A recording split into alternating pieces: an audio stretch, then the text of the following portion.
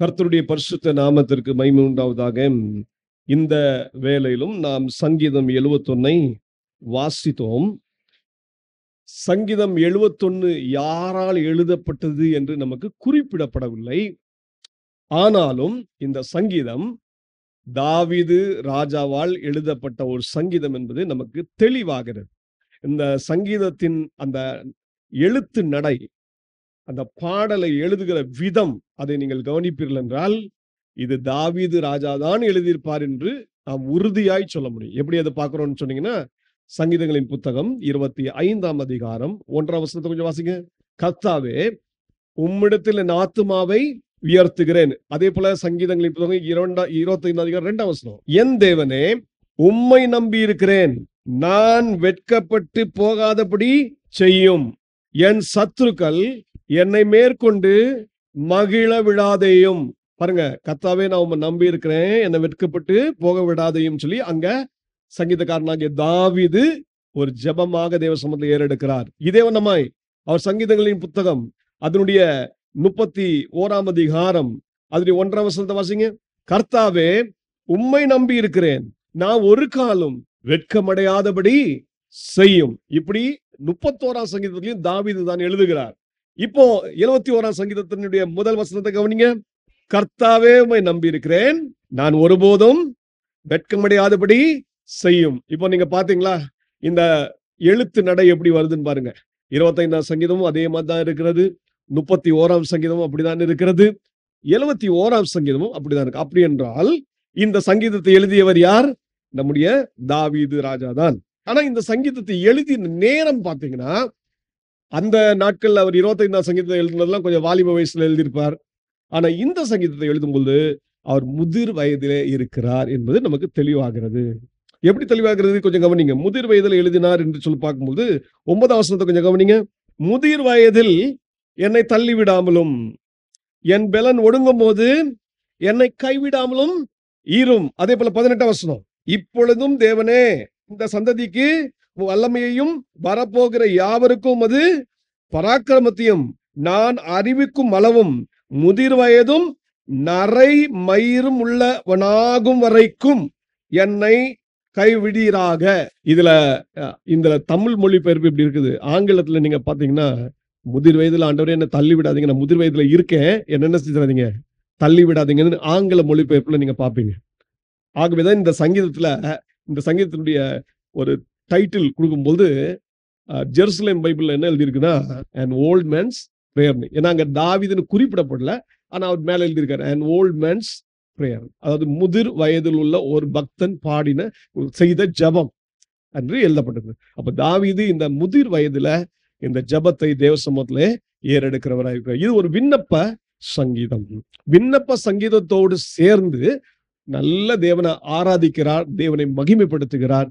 அடிக்கடி ஒரு வார்த்தையை சொல்வாரு, நான் உம்முடைய நீதியை கொண்டாடுவேன், உம்முடைய நீதியை நான் மேன்மைப்படுத்துவேன், உம்முடைய நீதியை நான் சொல்லுவேன், என் வாய் உம்முடைய துதியினால் நிரம்பி இருக்கும் என்று சொல்லி இந்த சங்கீதம் முழுவதிலும் எழுதுவதை நீங்கள் பார்ப்பீர்கள். இப்பொழுது நல்ல கவனிங்க. இந்த சங்கீதத்தை தாவீது நமக்கு எழுதி வைத்துள்ளார். அவருடைய அனுபவத்தை நமக்கு இங்கே எழுதி கொடுத்திருக்கிறார். இது நமக்கும் பிரயோஜனம் உள்ளது. நம்முடைய ஆவிக்குரிய வாழ்க்கையில நாம் நல்ல ஒரு போராட்டத்தை போராடி வெற்றி பெற இந்த சங்கீதம் நமக்கு உதவுகிறதா இருக்கிறது. தாவீதுடைய வாழ்க்கையில இக்கட்டுகள் பாடுகள் வராமல் இல்லை. அவர் அதை குறிப்பிடாமல் இல்லை. பாருங்க 20ஆம் வசனத்தை கொஞ்சம் கவனிங்க. அநேக இக்கட்டுகளையும் ஆபத்துகளையும் காணும்படி செய்த என்னை அப்படின்னு சொல்லிட்டு ஆண்டவர்ட்ட ஜெபம் பண்றார். ஆண்டவரே, நீர் என்ன செஞ்சிட்டீரு? இக்கட்டுகளையும் ஆபத்துகளையும் காணும்படி செய்து. நான் உங்களுக்கு அடிக்கடி சொல்ற ஒரு காரியம், அதை எப்பவுமே மனசுல வச்சிருக்கு. இந்த சங்கீதத்தை வாசிக்கும் போது இதை உங்களுடைய மனதில் எப்பவுமே இருக்கணும். பழைய ஏற்பாட்டு பரிசுத்தவான்களுக்கு முழுமையான ஒரு வெளிப்பாடு கிடைக்காததினாலே அவர்கள் வாழ்க்கையில வந்த இக்கட்டுகளையும் ஆபத்துகளையும் யாரு கொடுத்தார் என்று நினைச்சாங்க? தேவனே கொடுத்து விட்டார் என்று நினைத்தார்கள். இது அவர்களுடைய முழுமையான வெளிப்பாடு கிடைக்காததுனால வந்த விளைவு. ஆனா என்றைக்கு ஆண்டவராகிய இயேசு கிறிஸ்து இந்த உலகத்துல வந்து பிரமாணத்தை பூர்ணப்படுத்தி விட்டாரோ, அதற்கு பிறகு தேவன் நமக்கு அவருடைய திட்டங்களை அழகாக வெளிப்படுத்தி கொடுத்திருக்கிறார். தம்முடைய ரகசியங்கள், பல வருடங்களாக மறைந்திருந்த ரகசியங்களை என் ஆண்டவராகிய கர்த்தர் ஆவியானவர் நமக்கு என்ன செய்திருக்கிறார்?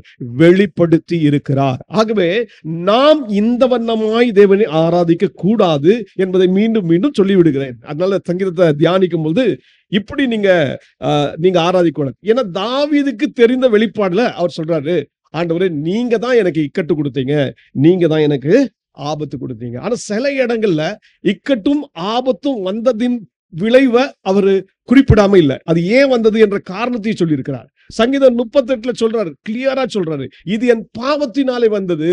இந்த உபத்திரவம், இந்த பாடுகள், இந்த கோர காரியங்கள் வாழ்க்கையில நிகழ்வது என்னுடைய பாவத்தினாலே நடந்தது, என்னுடைய அக்கிரமத்தினாலே நடந்தது, என்னுடைய மதிக்கேடினால் நடந்தது என்று சொன்னார். 51ஆம் சங்கீதத்தை எழுதினது முழுக்க முழுக்க அவர் பாவ அறிக்கை தான். ஆண்டவரே என் பாவத்தை மன்னியும். அவருக்கு தெரியும் தேவனுடைய கோபம் ஏன் வந்திருக்கிறது, ஏன் என்னுடைய வாழ்க்கையில உபத்திரவம், ஏன் என் வாழ்க்கையில பாடுகள், அதுக்கு காரணத்தை அங்க கண்டுபிடித்ததுனால தேவ சமூகத்துல முற்றிலும் அறிக்கை செய்து, பாவ அறிக்கை செய்து, அதுக்காக விண்ணப்பம் செய்து ஆண்டவருடைய இரக்கத்துக்காக கெஞ்சினார். ஆனால் இந்த சங்கீதத்துல அப்படி அல்ல. அவருக்கு தெரியல ஏன் நடக்குதுன்னு தெரியல. ஆனால் இக்கட்டு பாடுகள் இருக்குது, அவருடைய வாழ்க்கையை அனுபவிச்சுட்டு இருக்காரு. இது யாருனால வந்தது அப்படின்னு சொன்னீங்கன்னா 10ஆம் வசனம் 11ஆம் வசனம், என் சத்துருக்கள் எனக்கு விரோதமாய் பேசி என் ஆத்துமாவுக்கு காத்திருக்கிறவர்கள் ஏகமாய் ஆலோசனை பண்ணி. அடுத்த சொல்றார், தேவன் அவனை கைவிட்டார், அவனை தொடர்ந்து பிடியுங்கள், அவனை விடுவிப்பார் இல்லை என்கிறார்கள் அப்படின்னு தன்னுடைய சத்துருக்களை குறித்து தாவீது ஆண்டவர்கிட்ட தெரிவிக்கிறார். ஆண்டவரே என் சத்துருக்கள் என்ன ஆயிட்டாங்க? பெருகி இருக்காங்க, எனக்கு விரோதமாக அவங்க பேசுறாங்க, என்னை எப்படியாவது தீர்த்து கட்ட வேண்டும், என்னுடைய பிராணனை வாங்க வேண்டும் என்று சொல்லி அவர்கள் மிகவும் தீவிரமாய் எனக்கு விரோதமாய் செயல்பட்டு கொண்டிருக்கிறார்கள் என்பதை ஆண்டவர் சமூகத்துல இதை தெரிவிக்கிறத நம்ம பார்க்கிறோம். அது மட்டும் இல்ல, 7ஆம் வசனத்தை கவனிங்க, அநேகருக்கு நான் ஒரு புதுமையை போலானே, நீரோ எனக்கு பலத்த அடைக்கலமா இருக்கிறீர்கள். அவருடைய வாழ்க்கையில அவ்வளோ பாடு, அவ்வளோ இக்கட்டு. அவருடைய நிலைமை எப்படி இருக்குன்னா, மற்றவர்களுக்கு அது புதுமை போல இருக்கு, இன்னும் வித்தியாசமா இருக்க. அப்போ அவர்கள் அவரை ஏளனம் பண்ணுகிறார்கள். இது சத்துருக்கள் அல்ல, சத்துருக்களால் வந்த இந்த பிரச்சனைனால மற்றவர்கள், ஒருவேளை அது இனத்தார்களா இருக்கலாம், நண்பர்களா இருக்கலாம், யாராயிருந்தாலும் சரி, அவங்க என்ன செய்றாங்க? புதுமையாக நினைக்கிறார்கள். 13ஆம் வசனத்தையும் கொஞ்சம் கவனிங்க, என் ஆத்துமாவை விரோதிக்கிறவர்கள் வெட்கி அழியவும், எனக்கு பொல்லாப்பு தேடுகிறவர்கள் நிந்தையாலும் லட்சியாலும் மூடப்படவும் கடவர்கள். அப்போ அவருடைய சத்துருக்கள் எப்படிப்பட்டவர்களா இருக்காங்கன்னா, அவருடைய ஆத்துமாவை விரோதிக்கிறாங்க, அதே போல பொல்லாப்பு தேடுகிறார்கள். இன்றைக்கு நமக்கு தெரியும், நமக்கு உள்ள சத்ரு மோசமான சத்ரு. அவன் எப்படிப்பட்டவன்? திருடன். அவன் கொல்லவும் அழிக்கவுமே வருகிறான், வேறொன்றுக்கும் வரான். அவன் என்ன செய்வான்? பொல்லாப்பு தான் செய்வான். அவனுக்கு தெரிஞ்சது ஒன்னே ஒண்ணுதான், பொல்லாப்பு செய்யறது தான். ஒரு தேவ மனிதன், நல்ல தேவனுக்காக வைராக்கியம் நிற்கிற மனிதனை தான் அவன் கை வைப்பான். நீங்க ஆண்டவருக்காக வைராக்கியம் கொள்ளும் பொழுது, அன்பு கூறும் பொழுது, உங்களுக்கு எதிராக என்ன செய்வான்? வந்துட்டே இருப்பான். அவன் 24 மணிக்கூர் நேரமும் தீவிரமா செயல்படுறான். இந்த நாட்கள், விசேஷமா இந்த கடைசி நாட்கள் சொல்ல போனா, இயேசுவின் வருகை அதிசீக்கிரமா இருக்கு. இயேசுவின் வருகைக்கு நம்மளாம் ஆயத்தமாகி கொண்டிருக்கிறோம். இந்த நாட்கள்ல தான் அவனுக்கு கொஞ்ச காலம் தான் இருக்குதுன்னு நினைச்சு என்ன செய்யறானா? தீவிரமா செயல்படுறான்.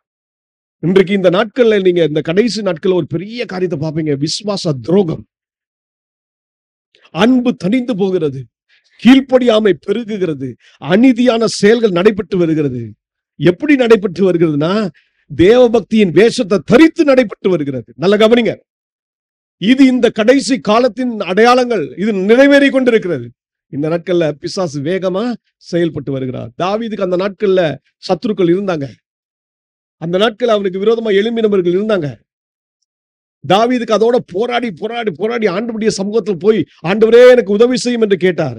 இன்றைக்கு நாமும் தேவனுடைய சமூகத்துல வந்து தேவனுடைய சமூகத்துல நின்று ஆண்டவரே எங்களுக்கு உதவி செய்யும் என்று கேட்க வேண்டும். ஏன்னா நாம வாழ்கிறது கடைசி நாட்கள். பிசாசு ஆக்ரோஷமாய் தீவிரமாய் செயல்படுகிற நேரம் இது.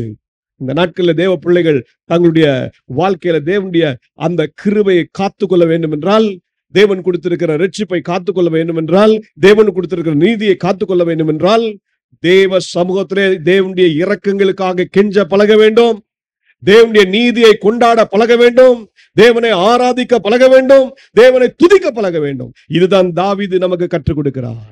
எந்த சூழ்நிலை வந்தாலும், எந்த பிரச்சனை வந்தாலும், என்ன போராட்டம் வந்தாலும், தாவீதுடைய வாழ்க்கையில இருந்த ஒரு அற்புதமான ஒரு விசுவாசத்தை கவனிங்க. அவர் சொல்றாரு, கர்த்தாவே நான் உம்மை நம்பி இருக்கிறேன், நான் ஒருபோதும் வெட்கம் அடையாதபடி செய்யும். ஆண்டவரே நான் உம்மை நம்பி இருக்கேன்ப்பா. இதே மாதிரி அவரு அதனுடைய 14 வசனத்தை கவனிங்க. நானோ எப்பொழுதும் நம்பிக்கை கொண்டிருந்து மேன்மேலும் உம்மை துதிப்பேன். பாடல் பாடுகிறாரு. ஆண்டவர் மேல நம்பிக்கை வைத்துக் கொண்டே சொல்றாரு, ஆண்டவரே நான் உம் மேல் நம்பிக்கையா இருக்கிறேன். எப்படி நம்பிக்கையா இருக்கிறேன்? ஒரு நாள் இல்ல, 2 நாள் இல்ல, எப்பொழுதும். ஹல்லேலூயா. எப்பொழுதும், எந்த ஒரு நேரமானாலும் சரி, என் வாழ்க்கையில சோகமான நேரமா இருந்தாலும் சரி, என் வாழ்க்கையில கண்ணீரின் பாதையில நான் சென்று கொண்டிருந்தாலும் சரி, என் வாழ்க்கையில துன்பம், துக்கம், இல்லைன்னா சுகம், நல்ல ஆரோக்கியம் இருந்த நேரமாலும் சரி, வியாதி இருந்த நேரமும் சரி, ஆண்டவரே நான் எப்பொழுதும் உம்மை நம்பி இருக்கிறேன். நான் மேன்மேலும் உம்மை என்ன செய்வேன்? துதிப்பேன், துதிப்பேன், துதிப்பேன். ஆண்டவர் மேல இன்னும் எவ்வளவு நம்பிக்கை வச்சிருக்காரு கவனிங்க. 5 வசனத்தை கவனிங்க. கர்த்தராகிய ஆண்டவரே நீரே என் நோக்கமும் என் சிறு வயது தொடங்கி என் நம்பிக்கையுமாய் இருக்கிறீர். எந்த வயசுல இருந்து நம்பிக்கையா இருக்காரு? சிறு வயதுல இருந்து. அதே போல 17 வசனத்தை கொஞ்சம் கவனிங்க. தேவனே என் சிறு வயது முதல் எனக்கு போதித்து வந்தீர், இதுவரைக்கும் உம்முடைய அதிசயங்களை அறிவித்து வந்தேன். அப்ப சின்ன வயசுல இருந்தே தாவீது யார் மேல நம்பிக்கை வச்சாரு? கர்த்தர் மேல நம்பிக்கை வச்சார், தேவன் மேல் நம்பிக்கை வச்சார். எவ்வளவு அற்புதமான ஒரு காரியம் கவனிங்க. இந்த சங்கீதத்தை நம்ம தியானிக்கும் பொழுது தாவீதுடைய சூழ்நிலையை பார்த்துட்டு, இதே சூழ்நிலை தான் நானும் போறேன் என்ற உணர்வு வருதா? இதே பாதையில தான் நானும் போறேன். அன்றைக்கு தாவீதுக்கு அந்த சத்ரு, இன்னைக்கு நம்ம வாழ்க்கையில எத்தனையோ பாடுகள், அது சத்ருக்களால் வந்த பாடுகள். தேவபக்தியின்காக வாழணும்னு நினைக்கும் பொழுது எவ்வளவு போராட்டம் வருதுல்ல. உள் போராட்டம், வெளி போராட்டம் வருதா இல்லையா? நம்ம உள்ளுக்குள்ளேயும் போராட்டம், வெளியிலையும் போராட்டம். பாவத்தோடு போராடுறோம். அநீதியான காரியம் நடைபெறுகிறது, அநியாயம் நடைபெறுகிறது, பார்த்துட்டு இருக்கோம். நமக்கும் வேதனைகள், நமக்கும் பாடுகள் வரதான் செய்கிறது. ஆனா இந்த நேரத்துல நீங்களும் நானும் செய்ய வேண்டிய சில காரியங்கள் இருக்கிறது. அதை நாம் மறந்து விடக்கூடாது. முதல் காரியம், நாம் தேவனை நோக்கி விண்ணப்பம் பண்ணுகிற பிள்ளைகளாய் இருக்க வேண்டும். இந்த சங்கீதத்தை கொஞ்சம் கவனிங்க. முதல் வசனத்தை சொல்றாரு, நான் ஒருபோதும் வெட்கம் அடையாதபடி செய்யும். 2வது வசனத்தை சொல்றாரு, என்னை விடுவியும். அதே போல என்னை காத்தருளும், என்னை ரட்சியும். 3வது வசனத்தை கவனிங்க.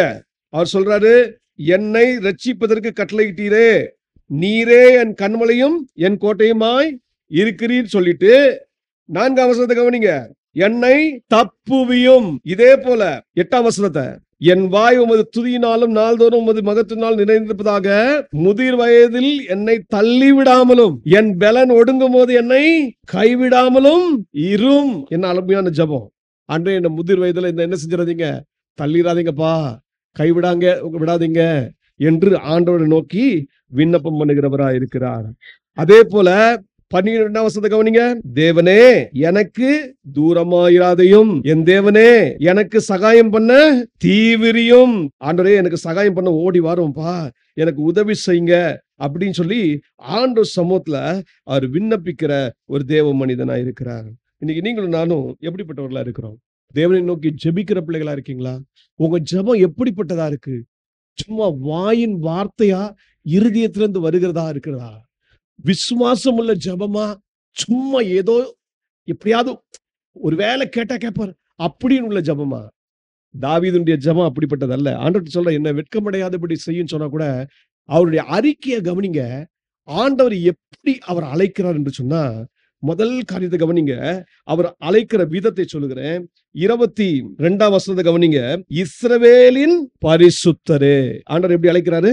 இஸ்ரவேலின் பரிசுத்தரே. இன்னைக்கு நான் ஆராதிக்கிற தேவன் பரிசுத்தமுள்ள தேவன் என்று சொல்லி அறிக்கையிட்டு நம்ம ஆராதிக்கிறோமா? அவன்கிட்ட ஜெபம் பண்றோமா? இப்படி நம்ம ஜெபிக்க பழகணும். அது மட்டும் இல்ல, அவர் இன்னொரு காரியத்தை சொல்றாரு. 3ஆம் வசனத்தை கவனிங்க. நான் வந்தடையத்தக்க கன்மலை. கன்மலையில ஒரு வீடு கட்டினா என்ன ஆகும்? அந்த வீட்டுக்கு விரோதமா என்னதான் புயல் வீசினாலும், வெள்ளம் பெருக்கு வந்து அந்த வீட்டை மோதினாலும், அந்த கன்மலையின் கட்டப்பட்ட வீடு ஒரு நாளும் விழாது, அழியாது. இயேசுதான் நம்முடைய கன்மலை. எசாயா தீர்க்கன் சொல்றாரு. எசாயா 26ஆம் அதிகாரம் அதனுடைய 4ஆம் வசனத்தை கவனிச்சீங்கன்னா, கர்த்தரை என்றென்றைக்கும் நம்புங்கள், கர்த்தராகிய யெகோவா நித்திய கன்மலையாயிருக்கிறார். ஹல்லேலூயா. நம்முடைய தேவனாகிய கர்த்தர் எப்படிப்பட்டவரா இருக்கிறாரு? நித்திய கன்மலையாயிருக்கிறார். அப்போஸ்தலன் பவுல் சொல்லும்போது சொன்னாரு, நம்முடைய கன்மலை கிறிஸ்துவே. கிறிஸ்துவே. கிறிஸ்துவின் மேல் ஒரு மனிதன் நம்பிக்கை வைக்கும் போது ஒன்று சொல்லட்டும், அவன் அசைக்கப்பட போறதில்லை, அவன் விழ போறதில்ல, அவன் அழிந்து போவதில்லை. அவனுடைய வீடு என்னென்றைக்கும் நிலைத்திருக்கும், அவனுடைய வாழ்க்கை என்னென்றைக்கும் நிலைத்திருக்கும். தேவன் அவனை ஒரு நாள் அவனை சத்துருக்களின் இஷ்டத்துக்கு விடவே மாட்டார். தேவன் அவனுக்கு ஜெயத்தின் மேல் ஜெயத்தை கொடுக்கிறவராய் இருக்கிறார். இன்னைக்கு உங்களுடைய கன்மலை யார்? தாவீது சொல்றார், நான் வந்தடையத்தக்க கன்மலையாயிரும். ஜெபிக்கும் போது இப்படிதான் ஆண்டவரை ஜெபிக்கணும். ஆண்டவரே, நீங்க தான் நான் வந்தடையத்தக்க கன்மலை. ஆண்டவரை பார்த்து சொல்லுங்க, நீங்க தான் என் ரட்சிப்பின் கன்மலை, என் தாகம் தீர்க்கும் கன்மலை. ஆண்டவரே, நீரே என்னை வழி நடத்துகிற கன்மலை. இப்படி நாம் தேவனை ஆராதிக்க, தேவ சமூகத்துல ஜெபிக்க நாம் பழகி கொள்ள வேண்டும். அப்போ கன்மலையாயிரும். அதோட நின்னாரா? ஆண்டவர் இன்னும் எவ்வளவு அழகா அந்த நம்பிக்கை பாருங்க, அந்த விசுவாசம் எவ்வளவு விசுவாசத்தோடு ஜெபிக்கிற ஜெபம் எப்படி இருக்கும்னு சொல்றாரு பாருங்க. 3ஆம் வசனத்தை நல்லா கவனிங்க. நீரே என் கன்மலையும் என் கோட்டையுமாய் இருக்கிறீர். இந்த வார்த்தையை நல்லா கவனிங்க. நீரே, வேற யாரும் கிடையாது, வேற யாரும் கிடையாது. Nobody else. நம்ம என்ன சொல்லுவோம்? நீர் என் கன்மலை. நீர் என் கன்மலைன்னு சொல்லாதீங்க. நீரே, நீரே என் கன்மலை. ஹல்லேலூயா. நம்ம ஆண்டவரை நம்ம ஆராதிக்கும் பொழுது, ஜெபிக்கும் பொழுது ஆண்டவரை சொல்லணும், விசுவாசத்தோட சொல்லணும், நீரே என் கன்மலை, நீரே என் கோட்டை அப்படின்னு சொல்ல பழகணும்.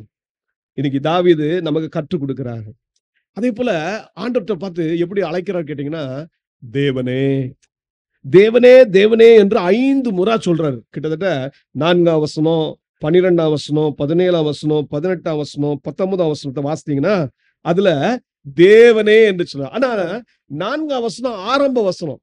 அவர் ஆண்டவர் அழைக்கிற அந்த தேவனே என்று அழைக்கிற பதத்தை பயன்படுத்துறா பாத்தீங்களா? அது 4ஆம் வசனத்துல தான் ஆரம்பிக்குது. 4ஆம் வசனத்தை எப்படி ஆரம்பிக்கிறது தெரியுமா? என் தேவனே. ஹல்லேலூயா. இன்னைக்கு நீங்களும் நானும் இப்படிதாங்க ஜெபிக்கணும் ஆண்டவர்ட்ட. ஆண்டவர் சும்மா விசுவாசம் இல்லாத ஜெபத்தை ஆண்டவர் பார்க்கிறதே இல்ல. அவருக்கு பிரியமும் இல்ல. ஜெபிக்கலாம், விசுவாசம் இல்லாமலும் ஜெபிக்கலாம்.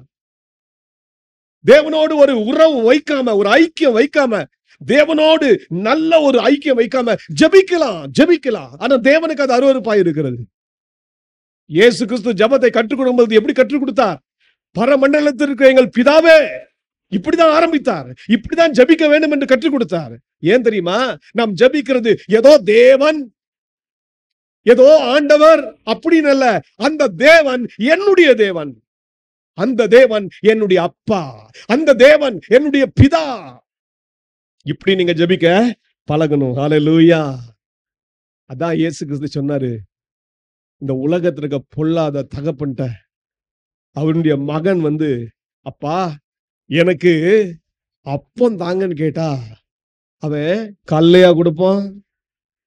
அவன்கிட்ட ஆண்டவர் அப்பா எனக்கு நல்ல முட்டை தாங்கன்னு கேட்டா தேளா கொடுப்பான், பாம்பா கொடுப்பான். இப்ப நான் கொஞ்சம் மாத்தி சொல்றேன். அப்போ இயேசு சொன்னாரு, பொல்லாத தகப்பனே தம் மகனுக்கு நல்ல பொருளை கொடுக்க தெரியுதுன்னா உங்க நல்ல பிதா. ஹல்லேலூயா. நம்ம ஆராதிக்கிற ஆண்டவர் எப்படிப்பட்ட ஆண்டவர்? நல்ல பிதா. நீங்க ஜெபிக்க போற ஆண்டவர் எப்படிப்பட்ட ஆண்டவர்? நல்ல அப்பா, ஹல்லேலூயா. இப்படி நீங்க ஆண்டவர் சமூகத்துல வரணும். நல்ல அப்பாட்ட வந்திருக்கேன்.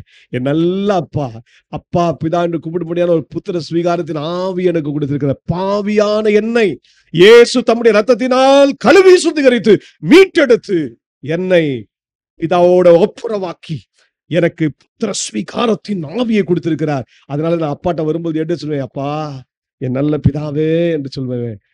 என் தந்தையே என்று சொல்லி வருவேன். அப்படி வந்தா என் ஆண்டவர் என்ன தெரியுமா சொல்வாரு? உனக்கு நான் நல்ல ஈவுகளை தருவேன். நல்ல பிதா உங்களுக்கு நல்ல ஈவுகளை தர மாட்டாரா? இயேசு தாமே சொன்ன வார்த்தை.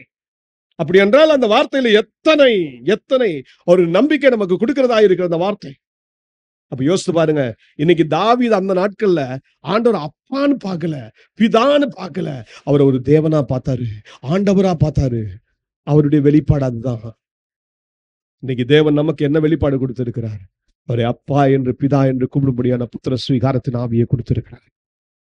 நீங்க நல்லா கவனிங்க தேவ பிள்ளைகளே.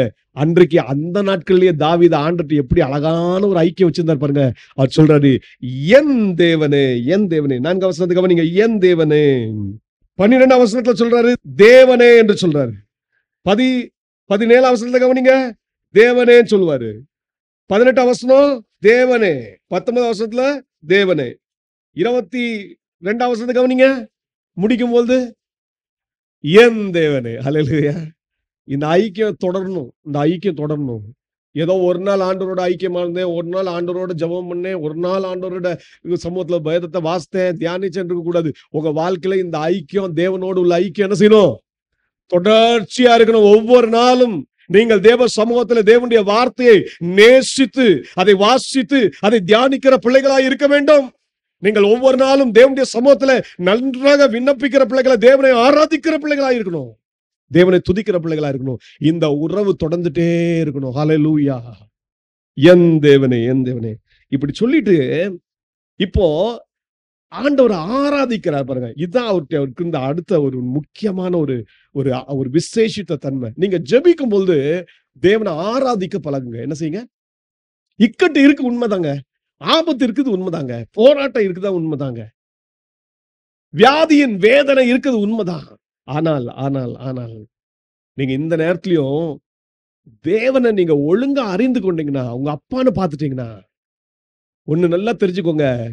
தேவன் நல்லவர். என் அப்பா நல்லவர். அவர் எனக்கு என்ன செய்வாரு? நன்மைதான் செய்வார், தீமை செய்ய மாட்டார். இந்த ஒரு நம்பிக்கை உங்களுக்கு இருக்குன்னா நீங்க தைரியமா ஆண்டவரை என்ன செய்யலாம்? ஆராதிக்கலாம். ஏன் தெரியுமா? என் தேவன் எப்படிப்பட்டவர் என்று சொல்லும்போது தாவீது இங்க ஒரு முக்கியமான ஒரு பதத்தை பயன்படுத்துகிறார். அது என்ன அதுன்னு கேட்டீங்கன்னா, நீதி. தேவ நீதியை பற்றி பேசுகிறார். ஆண்டவர்ட்ட விண்ணப்பிக்கும் பொழுது தேவ நீதியை பயன்படுத்துகிறார். பாருங்க, தேவ நீதியை குறித்து அவர் பேசும்போது 2 வசனத்தை கவனிங்க. உமது நீதி நிமித்தம் என்னை விடுவித்து. ஆண்டவர்ட்ட ஜெபம் பண்ணும்போது எதை வச்சு ஜெபம் பண்றாரு? உமது நீதி. சரி, ஆண்டவர்ட்ட ஜெபம் பண்ணும்போது இதை கிளைம் பண்ணுங்க, உண்மைதான். கிளைம் பண்றதோட நின்றாதீங்க. நீதியை வைத்து ஜெபிங்க. ஆண்டவருடைய நீதி நிமித்தம் என்னை விடுவியும். என் சத்துருக்கள் எனக்கு விரோதமாக பயங்கரமா என்ன செய்யறாங்க? போராடுறாங்க. என் பிராணனை வாங்க தேடுகிறாங்க.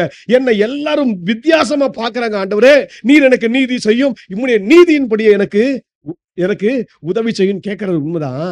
அதோட சேர்ந்து என்ன தெரியுமா செய்யறாரு? 3 விஷயத்தை சொல்றாரு. என்ன தெரியுமா? 19 வசனத்தை கவனிங்க. சொல்லுவாங்க, தேவனே உம்முடைய நீதி உன்னதமானது, பெரிதானவைகளை நீர் செய்தீர். தேவனே உமக்கு நிகரானவர் யார்? நல்ல கவனிங்க. ஆண்டவரை நீதியின்படி செய்யும் சொன்னா கூட அடுத்து சொல்லணும், ஆண்டவருடைய நீதி எப்படிப்பட்டது தெரியுமா? உன்னதமானது. உமக்கு நிகரானவர் யாருமே இல்லை ஆண்டவரே. நீர் எனக்கு மகத்துவமான காரியங்களை செய்கிறீர். இன்னைக்கு நம்ம ஆண்டவருடைய நீதியை நல்லா புரிஞ்சுக்கணும்.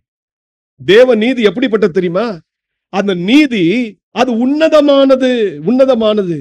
தேவ நீதியை குறித்து அப்போஸ்தலனாகிய யோவான் சொல்லும்போது சொல்றாரு, அவர் நீதியுள்ளவராயிருக்கிறார், அவர்ட்ட அநீதி ஒன்றும் இல்லை. 1 யோவான் அதனுடைய 2ஆம் அதிகாரம் 29ஆம் வசனத்தை வாசித்து பாருங்க. அதுல அப்போஸ்தலனாகிய யோவான் சொல்றாரு, தேவன் நீதியுள்ளவராயிருக்கிறார், அவருடைய செயல்கள் எல்லாம் நீதியுள்ள செயல்கள். அப்படி என்றால் நாம் என்ன செய்யணுமா? அநீதியான செயல்களை செய்யக்கூடாது. அநீதியான செயல்களை செய்தால் நாம் தேவனால் பிறந்தவர்கள் அல்ல என்பதை அப்போஸ்தலனாகிய யோவான் உறுதியாய் சொல்லுகிறார். நம்முடைய ஆண்டவராகிய இயேசு கிறிஸ்து நீதியுள்ள ராஜா. அவருடைய ராஜ்யம் எப்படிப்பட்ட ராஜ்யம்? நீதியுள்ள ஒரு ராஜ்யம். எபிரேயர் 1:8 வாசிங்க. அவருடைய ராஜ்யத்தின் அந்த செங்கோல் எப்படிப்பட்ட செங்கோல் என்றால் நீதியுள்ள செங்கோல். என் ஆண்டவருடைய ராஜ்யத்தில் இருக்கிற சிங்காசனம் எப்படிப்பட்ட சிங்காசனம் என்று கேட்டால் அது நீதியுள்ள சிங்காசனம். சங்கீதங்களின் புத்தகம் 99:2 சங்கீதங்களின் புத்தகம் 98:9 இதெல்லாம் வாசித்து பாருங்கள். என் தேவனாகிய கர்த்தருடைய நீதி நியாயங்கள் அது அவருடைய சிங்காசனத்தின் ஆதாரமாய் இருக்கிறது. அப்படிதான் அவர் நீதி செய்வார். அவருடைய நீதி எப்படிப்பட்ட நீதி தெரியுமா? தற்காலிகமான நீதி கிடையாது. அந்த நீதி நித்தியமான நீதி, அது நிலை நிற்கிற நீதி. சங்கீதங்களின் புத்தகம் 112 அது 9 வாசித்து பாருங்க. அது நித்தியமான நீதி. ஏதோ இன்னைக்கு ஒரு நாள் ஒரு நீதி, நாளைக்கு ஒரு நாள் ஒரு நீதி அல்ல. அது நித்தியமாக நிலை நிற்கிற ஒரு நீதி. இன்னைக்கு இப்படிப்பட்ட நீதியை உடைய தேவனாகிய கர்த்தர் உங்களுக்கும் தம்முடைய நீதியை கொடுக்கிறவராயிருக்கிறார். எப்படி அந்த நீதியை கொடுக்கிறார்? ஆண்டவராகிய இயேசு கிறிஸ்துவின் ரத்தத்தின் மூலமாக அதை தருகிறார். ரோமரனுடைய 3:22 அதிகாரத்திலிருந்து 25 வரைக்கும் வாசித்து பாருங்க. ஆண்டவராகிய இயேசு கிறிஸ்து தம்முடைய ரத்தத்தை நமக்காக சிந்தினார். கல்வாரி சிலுவையிலே நமக்காக சிந்தின இயேசு கிறிஸ்து நமக்கு ஒரு பெரிய ஒரு கிஃப்டை கொடுக்கிறார். என்ன கிஃப்ட் தெரியுமா? அந்த ரத்தத்தின் மேல் நாம் விசுவாசம் வைக்கும் பொழுது நாம் தேவ நீதியை பெற்றுக் கொள்கிறோம். தேவ நீதியை ஒரு மனிதன் பெற்றுக்கொண்டான் என்றால் அவன் தேவனுடைய புத்திரன். தேவனுடைய புத்திரன் என்றால் தேவ சமூகத்தில் நிற்பதற்கு தகுதியுடையவன். இப்படிப்பட்ட பாக்கியத்தை தேவனாகிய கர்த்தர் நமக்கு கொடுக்கிறவராயிருக்கிறார். நன்றாக கவனிங்க. இன்னைக்கு தேவ நீதியை பெற்றுட்டீங்களா? இந்த தேவ நீதி உன்னதமானது என்று கண்டுட்டீங்களா? இந்த தேவ நீதி தான் பரலோகம் வரைக்கும் செல்வதற்கு எனக்கு உதவி செய்கிறதா இருக்கிறது. நீதியில ஒரு காரியத்தை நீங்க நல்லா கவனிக்கணும். இது ஒரு ரகசியம். இயேசு கிறிஸ்துவின் நீதியினால நீங்க என்ன பெற்றீங்க தெரியுமா? விசுவாசத்தை பெற்றுக் கொண்டீர்கள். 2 பேதுரு 1:1 வாசித்து பாருங்க. இந்த நீதிக்கு இன்னொன்னு இருக்கிறது. என்ன தெரியுமா? அதுல கனி இருக்கிறது. நீங்க நீதியின் கனிகளை கொடுக்கிறவர்களாய் மாறணும். இந்த நீதி தான் பரலோக ராஜ்யத்துல கொண்டு போய் சேர்க்கும். ஹல்லேலூயா. அதனால்தான் ரோமர் 14:17 சொல்றாரு, பரலோக ராஜ்யம் புசிப்பும் குடிப்பும் அல்ல, அது நீதியும் சமாதானமும் பரிசுத்த ஆவியினால் உண்டாகும் சந்தோஷமா இருக்கு. இப்போ நீங்களும் நானும் இயேசுவின் ரத்தத்தினால விசுவாசம் வைத்ததுனால என்ன நீதியை பெற்றுட்டோம்? தேவ நீதியை பெற்றுட்டோம். தேவ நீதியை பெற்று நாம் நீதியான காரியங்களை செய்யணும். எப்படி நீதியான கிரியைகளை நடப்பிக்க என்னாகும்? நீதியின் கனிகளை கொடுப்பீங்க. நீதியின் கனிகளை கொடுக்க பரலோக ராஜ்யத்தின் எல்லா தன்மைகளும் உங்களுக்குள்ள வந்துடும். அப்புறமா தேவன் உங்களை எங்க அழைத்து செல்வார்? பரலோக ராஜ்யத்துல அழைத்து செல்கிறார். அதனால தேவ நீதிய நீங்க பெற்றீங்கன்னா தாவீதை போல நீங்களும் நானும் என்ன செய்ய தெரியும் தெரியுமா? உன்னதமான நீதின்னு சொல்லிட்டு மட்டும் இருக்க கூடாது. 15 கொஞ்சம் கவனிங்க. என் வாய் நாள்தோறும் உமது நீதியையும் உமது இரட்சிப்பையும் சொல்லும், அவைகளின் தொகையை நான் அறியேன். இப்படி நீங்க சொல்லணும். இப்போ நீதினாலே என்னை விடுவியும் கேக்குறீங்க, உம்முடைய நீதி உன்னதமானதுன்னு அறிக்கையிடுறீங்க. அந்த நீதியை நீங்க புரிந்து கொண்டீங்க. அப்ப அந்த நீதியை நீங்களும் நான் என்ன சொல்லணும்? சொல்ல பழகணும். முதல் காரியம் சொல்லுங்கள். 2வது 16 கவனிங்க. கர்த்தராகிய ஆண்டவருடைய வல்லமையை முன்னிட்டு நடப்பேன், உம்முடைய நீதியை பற்றியே மேன்மை பாராட்டுவேன். எப்பொழுதுமே சொல்றதோட நிக்க கூடாது.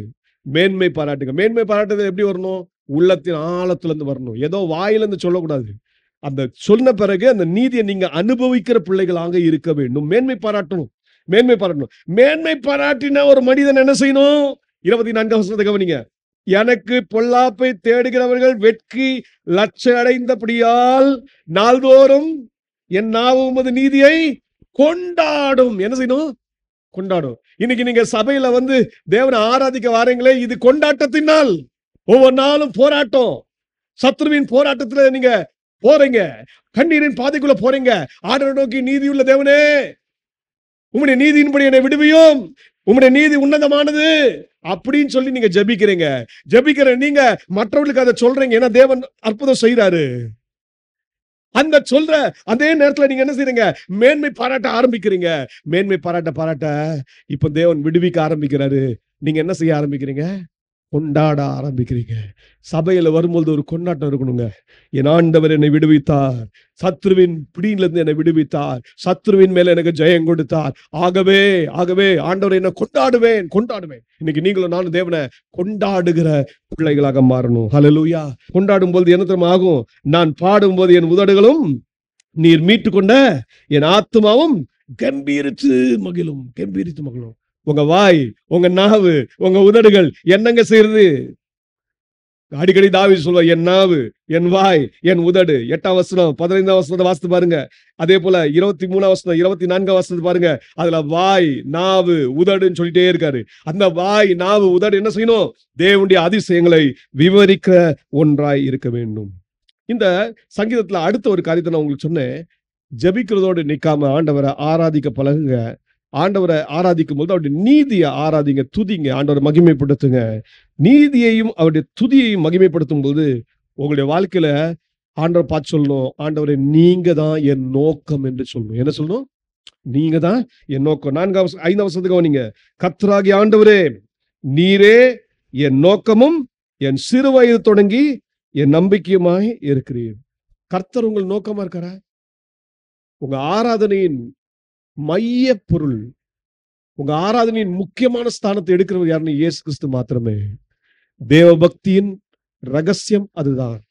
நீங்க தேவனை ஆராதிக்கும் போது சொல்லுங்க, நீர் தான் என் நோக்கம் ஆண்டவரே. உம்மை அடையணும், உம்முடைய ராஜ்யத்துல நான் வந்து சேரணும், உம்முடைய சித்தத்தை இந்த பூலோகத்துல செய்யணும், இதுதான் என் நோக்கம் ஆண்டவரே என்று சொல்லி ஆண்டவரை சார்ந்து அவர் மேல் உங்க நோக்கத்தை நீங்க பதித்து வைங்க. பரம ராஜ்யத்துக்கு போகிறவர்கள், விசுவாச ஓட்டத்தில் இருக்கிறவர்களுடைய கண்கள் எல்லாம் யாரதான் நோக்கி பார்க்கணும்? இயேசுவை மாத்திரம் நோக்கி பார்க்கிறதா இருக்கணும். உங்களுக்கு எனக்கும் தேவன் கொடுத்த அழைப்பு ஒரு பரம அழைப்பு. எபிரேயர் 3ஆம் அதிகாரம் 1ஆம் வசனத்துல வாசிக்கிறோம். நீங்க இப்படிப்பட்ட பரம அழைப்பை பெற்ற நீங்களும் நானும் என்ன செய்யணும் தெரியுமா? இந்த உலகத்துல போராட்டம் இருக்கிறது உண்மைதான், இக்கட்டு இருக்கிறது உண்மைதான். ஆனா கிறிஸ்துவையே கவனித்து பாருங்கள், கிறிஸ்துவையே கவனித்து பாருங்கள். அதே போல எபிரேயர் 12ஆம் அதிகாரம் 1ஆம் வசனத்தை சொல்றாரு, கிறிஸ்துவையே நோக்கி பாருங்கள். Let your eyes be fixed on Jesus, the author and perfecter of our faith. நம்முடைய விசுவாசத்தை துவக்குறவரும் முடிக்கிறவருமாகிய இயேசுவை நோக்கியே நம்முடைய கண்கள் பதித்து இருக்கட்டும். நம்முடைய நோக்கம் இயேசுவாய் மாத்திரம் இருக்கட்டும். சொல்றாரு, கர்த்தராகிய ஆண்டவரே, நீரே என் நோக்கம். தாவீதுடைய வாழ்க்கையில வெற்றிக்கு ரகசியம் என்ன தெரியுமா? அவர் ஜெபிக்கிறவர் மாத்திரமல்ல, அவர் துதிக்கிறவர் மாத்திரமல்ல, அவருடைய வாழ்க்கையில ஒரு நோக்கம் இருந்துச்சு, ஒரு லட்சியம் இருந்துச்சு. என்ன லட்சியம் தெரியுமா? என் அப்பா வீட்டுல போய் நான் சேரணும், என் அப்பாவோட நான் உறவாடணும், என் அப்பாவோட நான் நிலைத்து இருக்கணும். ஆண்டவரே, நீரே என் நோக்கம். நோக்கம் 23ஆம் சங்கீதத்திலையும் அதே தான் சொல்றேன். கர்த்தரின் மேய்ப்பரா இருக்கிறார், நான் தாழ்ச்சி அடையேன், நான் கர்த்தருடைய வீட்டிலே நீடித்த நாட்களாய் நிலைத்திருப்பேன் என்று சொல்லி அந்த பாடலை முடிக்கிறார்.